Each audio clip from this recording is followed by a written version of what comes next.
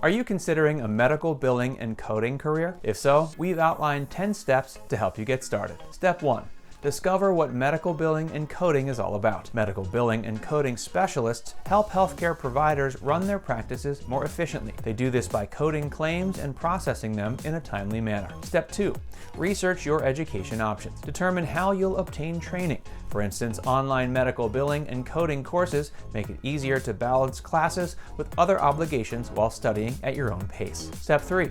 Find the right school. When selecting a school, consider its accreditation, financial aid availability, and whether it prepares you for certification. Step 4. Choose your program. Some schools offer a choice of programs. For example, Ultimate Medical Academy offers 2 medical billing and coding programs, a diploma or associate degree. Step 5. Complete relevant courses. Obtain a well-rounded foundation in the key knowledge areas required for entry-level opportunities in medical billing and coding, such as standard coding systems and medical terminology. Step 6. Prepare for certification. While certification isn't always required, many employers list this as a preferred or required job qualification. Preparing for the exam is the first step. Step 7. Leverage your resources. After graduation, it's time to create your resume, practice interviewing, and more. Step 8.